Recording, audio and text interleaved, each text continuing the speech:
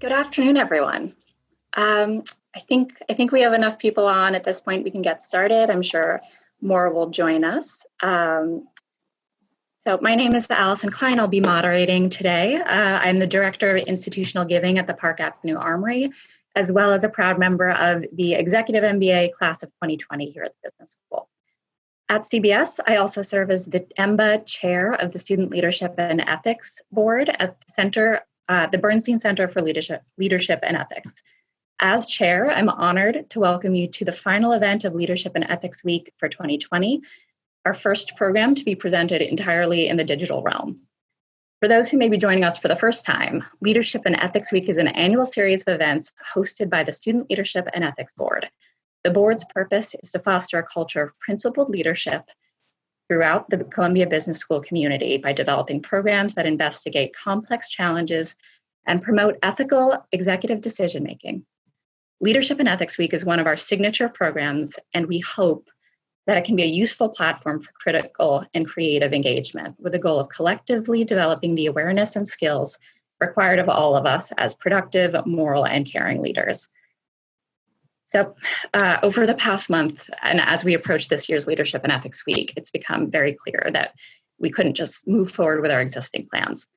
As the format for events this week has transitioned to this new digital space, we also decided that the content of our programs would also have to quickly change so that we can better respond to the urgent questions and ethical implications of the current health crisis.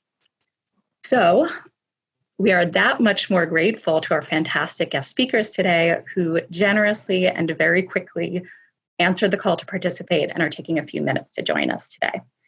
So please join me in welcoming Melissa Berman, President and CEO of Rockefeller Philanthropy Advisors, Chris Cardona, Program Officer, Philanthropy at the Ford Foundation, and Anuar Juraidini, Program Officer at Citi Foundation. I will ask them all to introduce themselves in a moment, but first, just a quick note on our plan for the day. We'll begin with a conversation between our guests, followed by a period for Q&A. I know the event page says that this event is supposed to go until 3:30, but we know we are all spending a lot of time on Zoom right now and plan to keep this much shorter than that. So for the final Q&A, we already have a few questions from those of you who submitted questions when registering. Please also feel free to use the chat feature anytime during the conversation, and we will make note of your questions and come back to them in the Q&A. And also, of course, feel free to virtually raise your hand during the Q&A and we can bring you in that way. I hope many of you will be able to stick around to have a chance to ask questions directly of our fantastic guests, and we promise not to keep you more than an hour. So we have a lot to talk about. So first, I'd just like to ask each of our guest speakers to quickly introduce yourself and tell us a little bit about the work you're doing and your background. So how did you find your way to philanthropy into your current role? Melissa, would you like to get us started? Sure, thank you. It's a pleasure to be here, and it's wonderful to have the opportunity for all of us to share some of what we're thinking about in this unbelievable situation that we find ourselves in. There's a lot to be concerned about and a lot to be hopeful about. So I hope we can talk about hopeful things a little today.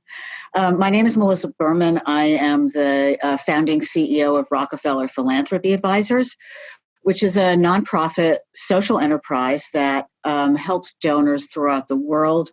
We provide consulting services, we manage programs for funders, and we incubate philanthropic initiatives. We also write, research, publish, and speak about philanthropy. I've been doing that for, sort of since the inception of the organization in 2002.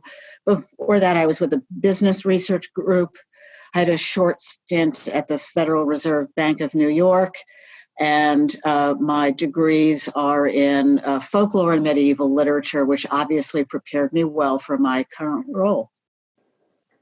And about 12 years ago, I was fortunate enough to be approached by Professor Ray Horton, who asked me if I would teach a class on philanthropy at Columbia Business School. So I've been an adjunct professor at the business school ever since.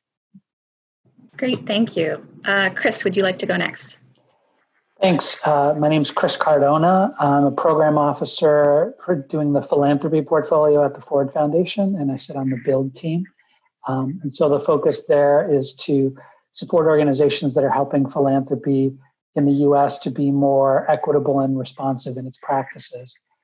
And as part of Build, I'm part of an initiative that provides long-term flexible support to key partners of the Ford Foundation who are focused on the fight to disrupt the drivers of inequality. That's been our strategic focus over the last 6-7 years.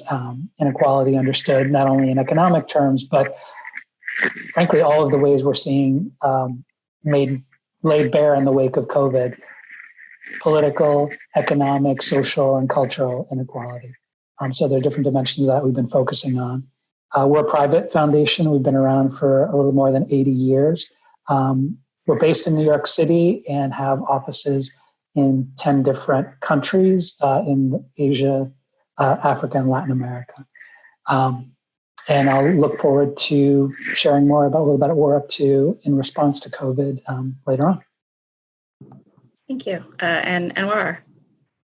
Thanks, Allison, and thanks, everyone. It's nice to be here and to be able to hear from all of you. I'm a program officer at the Citi Foundation, which is Citi's corporate philanthropic arm. We make investments in particular 3 areas: financial inclusion, community solutions, and youth employment. And as part of my work there, I oversee those initiatives in Latin America. So all of our work across those 3 portfolios in Latin America.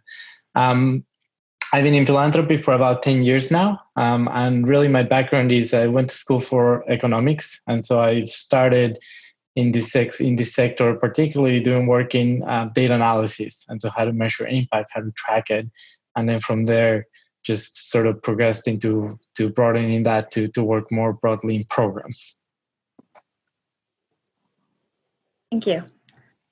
So before we dive into the current situation, I think it might be helpful for everyone here to hear from each of you about your organization's core mission and priorities, and maybe the way you would have articulated all of that before COVID-19 just a couple of months ago.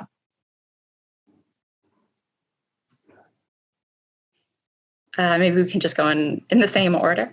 Sure. So our mission is to help donors create thoughtful, effective philanthropy throughout the world. And what that means is that we are essentially helping donors achieve their missions. And so we work across a very wide variety of geographies as well as issue areas. So Anuar mentioned financial inclusion. We work on and manage projects in Africa and across the developing world in financial inclusion. We host a number of funder collaboratives in climate change. We partner with the Ford Foundation and the Agnes Gunn Foundation on the Art for Justice initiative, which is a criminal justice reform program. And then we advise a wide cross-section of private donors, families, and foundations on developing strategies and programs. So we get to see a very broad cross-section of philanthropy, including corporate philanthropy. For us as a private foundation, we work with grantees in the U.S. and in our 10 regional offices to, as I said, disrupt the drivers of inequality. So what does that mean concretely? We work on things like within technology and society, addressing the rise of algorithmic bias in decision-making in private and public systems. So we're looking to help build the field of public interest technology, of technologists who are operating in the public interest, both within nonprofit organizations and within the for-profit world.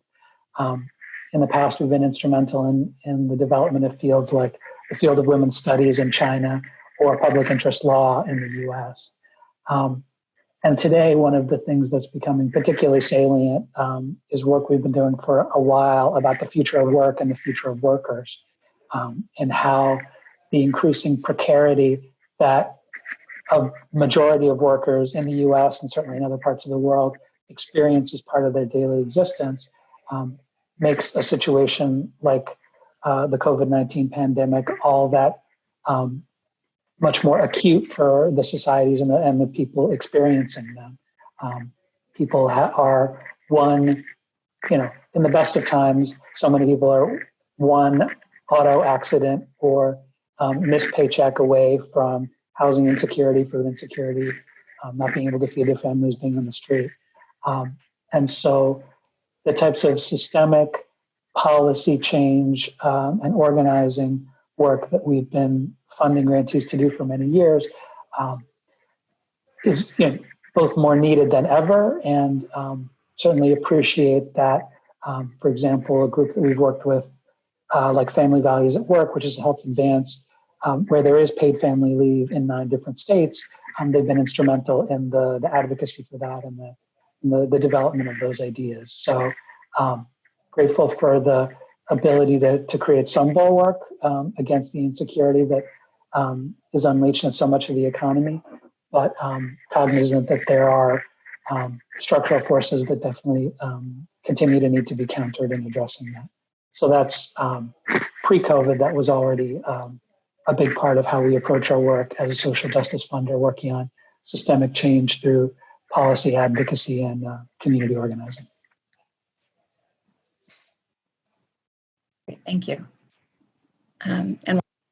Yeah, so for us, the mission of the Citi Foundation is at a basic level to promote economic progress for low-income communities, and like I said, we do that by investing in 3 areas: financial inclusion, youth employment, and community solutions, which is really around building partnerships that are very much locally based. We do this work across the globe. We're in about 85 countries, and we do it by really tapping into Citigroup's resources as a company to drive that mission forward. In terms of how our priorities have shifted, I mean, in some ways they have shifted a lot. In others, maybe it's just more of about a continuation of our work. I think pre-COVID-19, so these issues are not going away now, but obviously the urgency and the way that we are responding to what's happening has changed. So we're definitely seeing our investments really go more towards direct relief as it stands, while at the same time trying to balance that with thinking of the long term and how the issues that we were already working on will just be exacerbated and heightened. So for us, it's more about how do we now think about financial inclusion and employment, and the way that cities are tackling climate change and sustainability issues in a new reality, where those problems are only becoming more urgent as this crisis unfolds.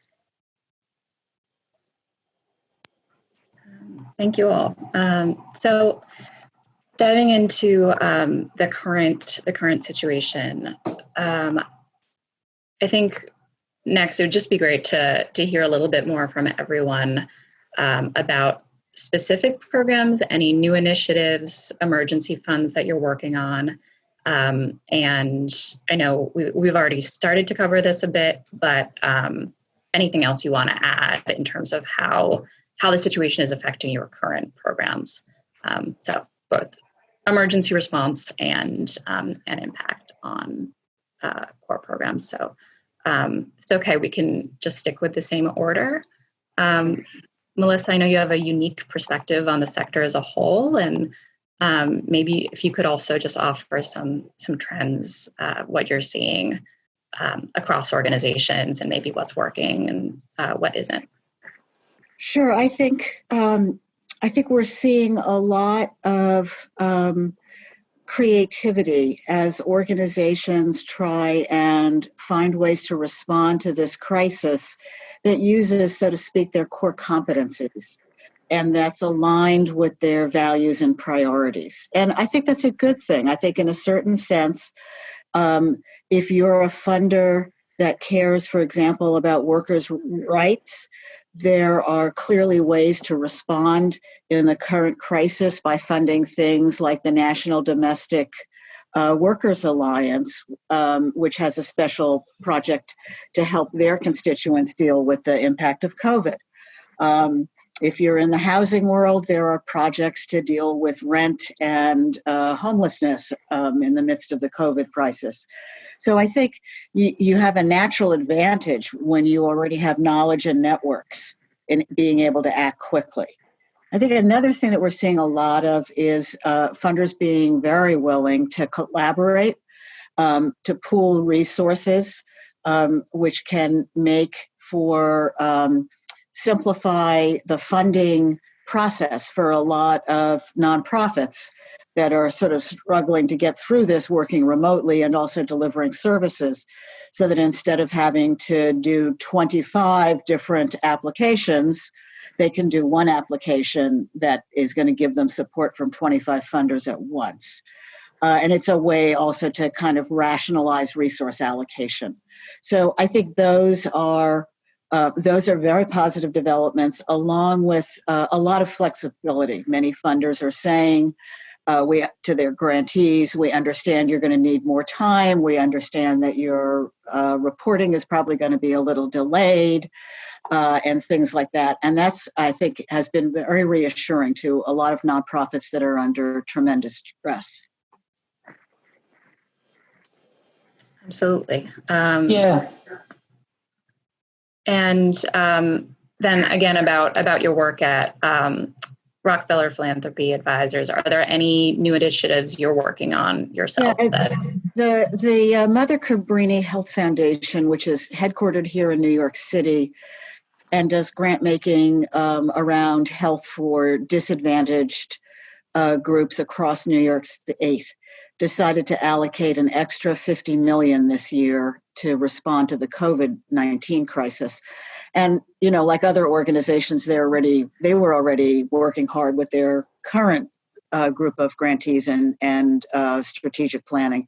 So they've asked us to help them do $50 million of grant making across New York State. And that's a fascinating process because, as you might imagine, the pattern of needs is very different in Troy, New York from Queens, New York. So once you get to real community levels and start thinking about the social determinants of health, these decisions have to be extremely localized. So there's that. And we are also announcing on Monday a collaboration with some design firms and a manufacturer to try and come up with a sort of low-cost, simple kind of ventilator that doesn't replace an ICU-level ventilator, but might provide a much-needed capacity for healthcare systems, not just in our country, but around the world. So that's exciting. I look forward to seeing that announcement and hearing how that develops. Chris, I think one of the obvious funds that and funder collaboratives Melissa was just alluding to is the COVID-19 Response and Impact Fund that Ford is involved in and is now administered by the New York Community Trust. Can you tell us a little bit more about how that collaborative came together and the reasoning behind the fund? Yeah, and it fits with what Melissa was talking about in terms of an increased urgency around collaboration. It's interesting, the set of grantees that I work with out of the philanthropy portfolio, in some ways, I saw a tweet that mentioned that the practice of trust-based philanthropy advanced more in the past month than it had in the past decade. A lot of things that a number of groups had been advocating for foundations to think differently about our own practices for years, if not decades. All of a sudden, in a crisis of this scope, many more foundations are heeding that call and considering that. So one of the ways that we've responded, in addition to the funds, which I'll talk about, is in mobilizing other foundations to be more flexible and more responsive to grantees in this moment.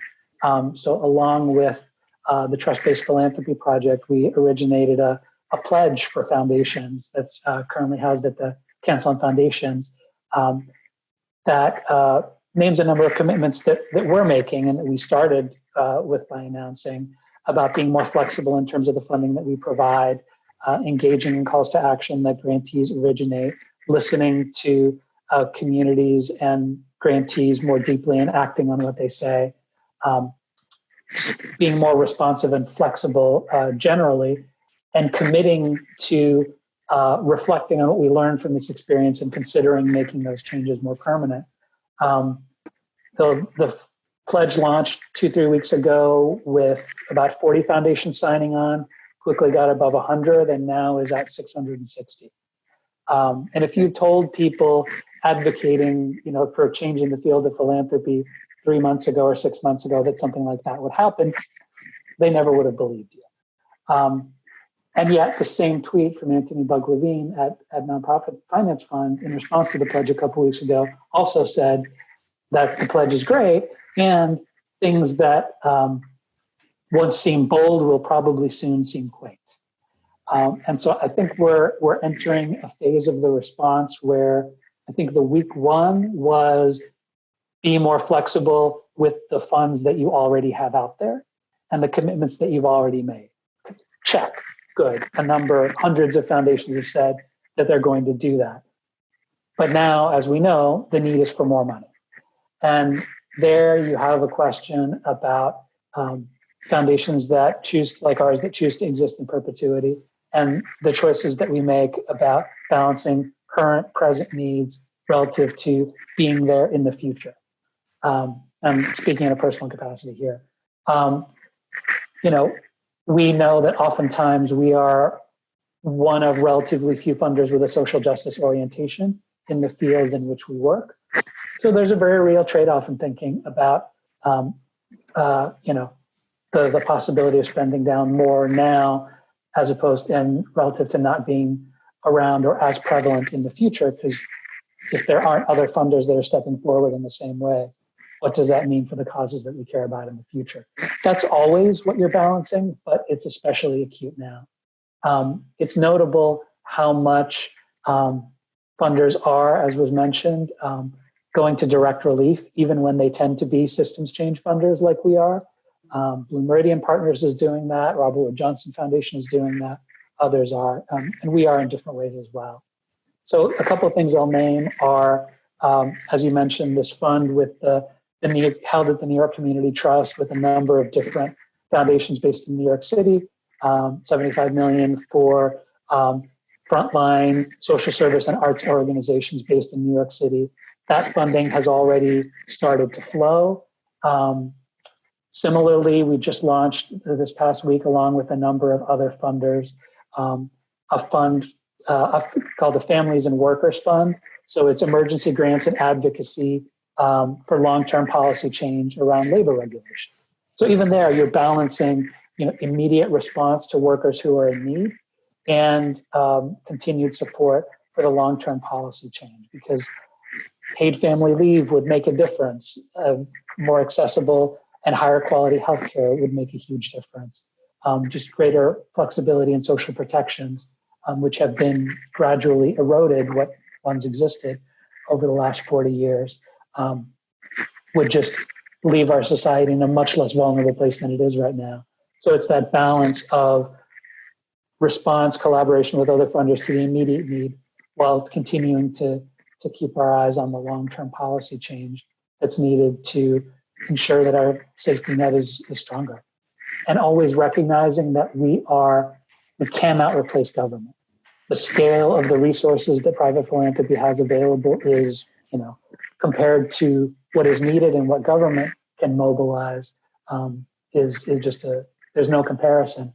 So how do we leverage those resources that we have toward that longer term structural change that means, knock wood, if something like this should ever happen again, we're not vulnerable in the same way that we are now. Thank you. None of those are small questions, but I really appreciate you sharing that with the group today. Important for all of us to be thinking, both short term and long term. Anuar, can you tell us about Citi Foundation and the kind of emergency funds, and then any other changes you've seen to the approach to programs? Yeah, definitely. And I'll circle back to some of the points that Chris and Melissa make, because I thought that there were some valuable insights there too.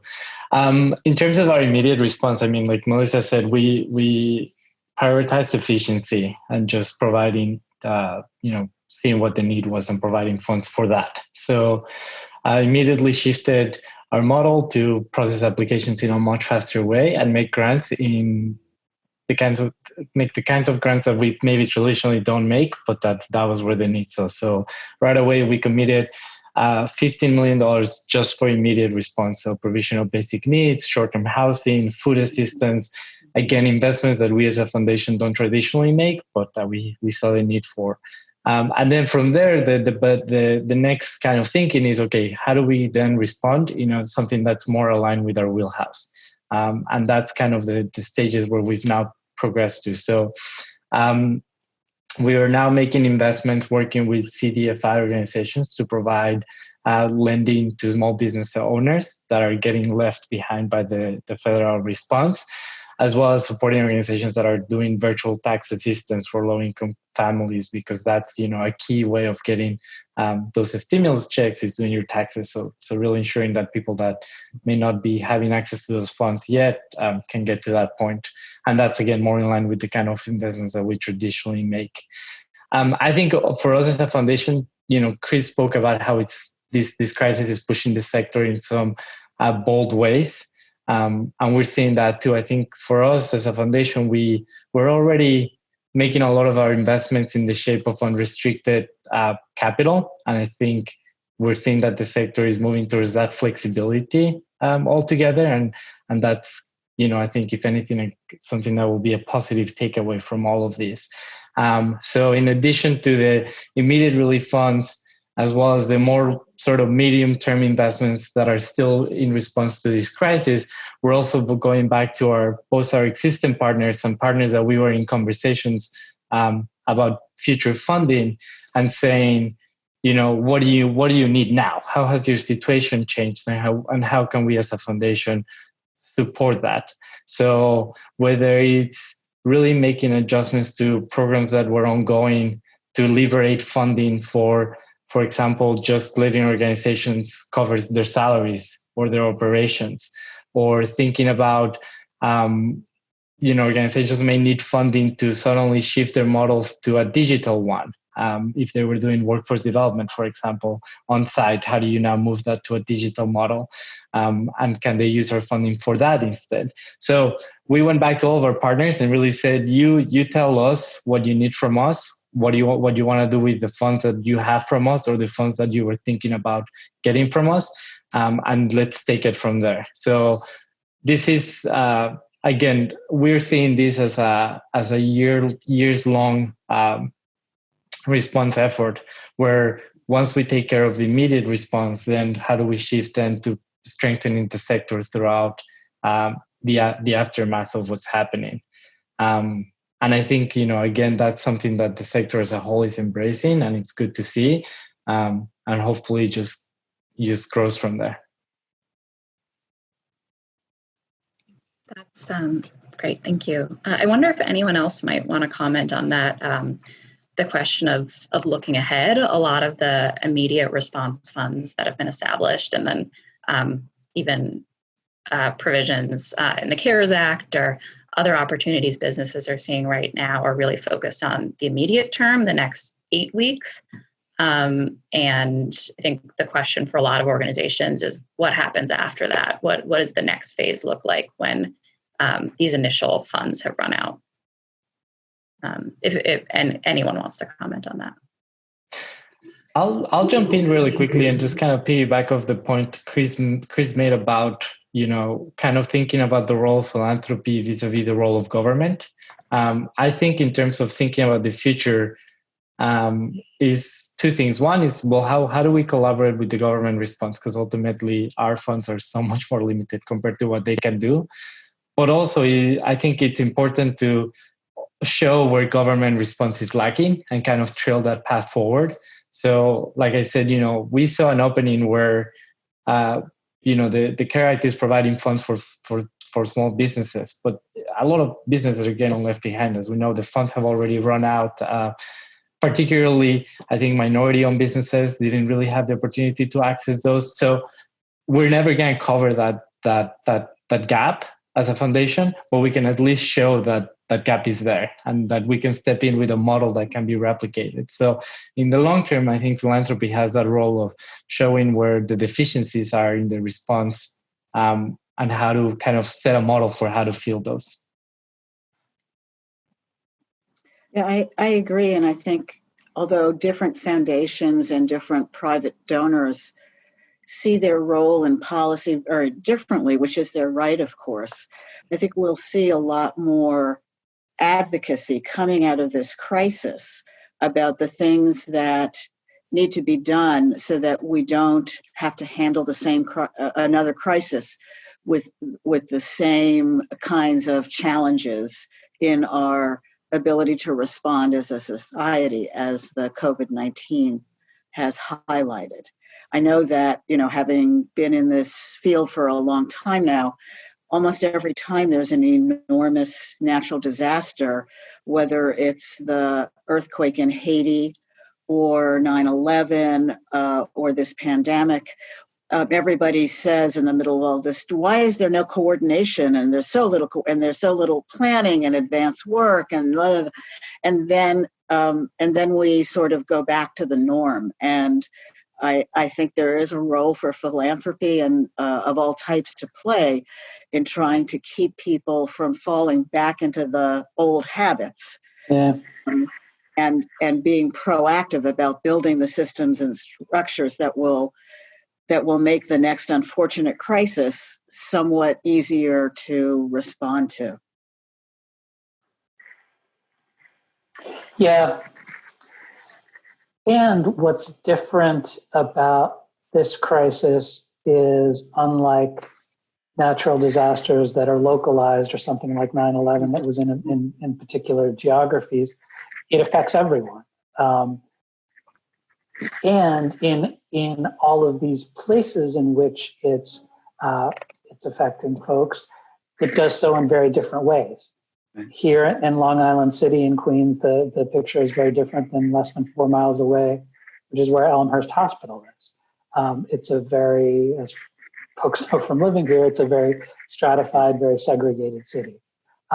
And so everyone is affected. There's no outside of this.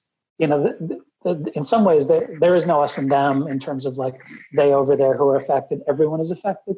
And we know that especially as finally data by identity is starting to be tracked, that here in the US and in New York as well, it's Black and Latinx folks who are dying disproportionately, being affected and dying. And we know that goes back to the structural issues in terms of lack of access to healthcare and precarity of their jobs. So to Anuar's point, that there really is an opportunity to shine a spotlight on the gaps and on those populations who are left out, right? The cruel irony that undocumented workers are both deemed, working in industries like agriculture, are both deemed essential and excluded from being able to receive stimulus payments. Right. There's just, there's a disconnect in the rules of how our society is run. So yeah, I really resonate with the idea of shining a spotlight on where those gaps are and those populations that are structurally excluded and feeling things disproportionately, even as we're all feeling it. Yeah, it's going to be, I think it'll be an interesting moment of truth for philanthropy to be able to take this moment. So I think you can see it as a moment of a lot of these assumptions and kind of illusions that we had breaking down. Way to put it. Us working in a space, we knew a lot of these things kind of intrinsically, and they're now just bearing out on a much larger scale. So I think it'll be, a telling moment for us if we're able to learn from this and kind of turn that breakdown into more of a breakthrough, so to speak. So we have a role to play in that, and I think we can seize it in that way. So, to Chris's point, these are inequalities that you were already working on solving, and they're just now being heightened and emphasized even more. So it's up to us to kind of set the model going forward. Right. I agree. Yeah, and I think I really appreciate the positivity of that kind of thinking right now. Melissa asked that we have some positive moments today, and I think the idea that you all might be able to use this crisis to push on larger changes that were already needed is at least something a little bit more optimistic we can take away.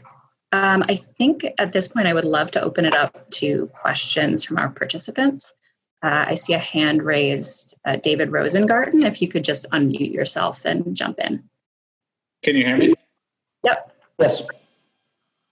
I'm really intrigued by this discussion around what Melissa mentioned regarding some of her, I guess, clients collaborating more, as well as this topic surrounding, I guess you'd consider them structural best practices going forward, and not ignoring this opportunity. Someone don't take advantage of the crisis kind of thing. I'm just curious if there's any three of you have any kind of tangible best practices that you're either thinking about, that you're seeing your clients doing, that are actually going to prepare us for the next crisis and not deal with it on a last minute kind of basis. I really think it's just like we're so ingrained to go back to normal, to go back to our daily lives and, not think about how to take advantage of this. Just curious thoughts, best practices. I mean, it applies I work at Citibank, and there's so many things that we deal with like on a rush basis that we should have planned for 10 years ago. They happened 10 years ago. They've happened 5 years ago. Kind of general thoughts I'd be curious to hear. Yeah, I think one that's becoming increasingly clear, and ironically, in the folks from the business world are like, why is it taking you all so long to wake up to this in philanthropy, is the importance of multi-year unrestricted funding. That's a journey we've been on at Ford. We were part of the reason we started the Build initiative that I mentioned. I'm on that team, is because we heard from grantees, we love your social justice focus, but your project granting is to death. We can't achieve social change in 1 year project grants. And we're like, oh, that can't possibly be, do we really do that much? And we looked at it, and it was something like, 70% of our grants were 1 year project grants. And there's a whole host of boring structural reasons why that's the case. But we were able to change. We went from, I think, 36% to 71% general support in the space of 3 years, thanks to Build, but also just a change more generally. And looking at the organizations that have received that kind of support from us, first of all, a number of them, including National Domestic Workers Alliance that was mentioned, got 5-year commitments from us in October of 2016. Unconnected to the election, just to have the coincidence that at a time when everything changed and they needed more flexibility, they had it from us. And I think I see those groups that have that support from us now are better able to pivot and respond and take on leadership roles in this moment. So that I would say is a structural best practice, is focusing on making multi-year flexible support the default and the norm rather than the exception. Yeah, I guess I agree. Sorry, go ahead, Anuar. No, please go ahead. No, go ahead, Anuar. No, I mean, I'll be brief. I don't want to be too redundant from Chris. Thanks, Melissa. I think that's the biggest I would hope that's the biggest takeaway that philanthropy takes from this, because we also were making a large of our portion as unrestricted funding. And there are challenges that come with that. But ultimately, when something like this happens, that's the group that's the most strengthened to respond to something like this. And I think philanthropy shies away from supporting the sector as a whole. Like we invest so much on projects and we want to see results and we want to be able to talk about impact in a very concrete way. And we lose sight of the fact that the sector as a whole can be strengthened and can be helped, and we should be playing more of a role doing that. Because then, just to kind of the contrast that you see with some groups that are super prepared to deal with something like this. And then we're also seeing organizations that just the challenges of getting all of their staff online and working remote are so massive to them. And this has been so disruptive. And we're at guilt for some of that because we didn't get them prepared enough when we had the time with the chance to do it. So like Chris, I hope that's the biggest takeaway that comes out of this. Yeah, I agree. And I think some of it goes back to what Chris mentioned earlier about trust-based philanthropy. That as we begin to stop thinking about donors and quote beneficiaries, unquote, and start thinking about constituents and partnerships, that we're treating all parts of the sector and all parts of society with a lot more respect than we may have been in the past.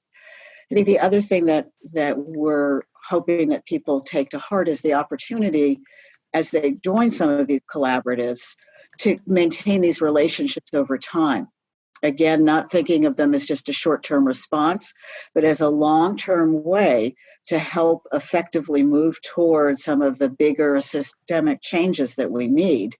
Having these kinds of coalitions already in place, if they can be maintained, can create a lot of power. And that too, relies on exactly what Anuar was just talking about, the funders moving beyond, this is my program and I'm funding this program and this alone for this 1 year, et cetera, to much more of a shared perspective. Yeah, and one thing I'll add to this conversation too is that there are good side effects for us as a funder, because by providing unrestricted funding, we had built really strong relationships with some organizations. And when something like this happens, where you don't have the time to really source a project and kind of go through your regular process, having those relationships really empowers you to respond very quickly, because you know them, you work with them, and so you can very quickly just provide the funding and get going with the work. Right. It's a very virtuous cycle. Yeah. Mm-hmm. Thank you. I think we have time for one more question if there's anyone in the audience that wants to raise their hand.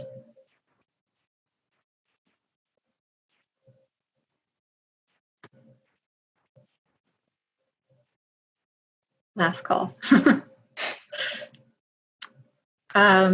If not, we want to be respectful of everyone's time, and I know our speakers have very busy schedules right now.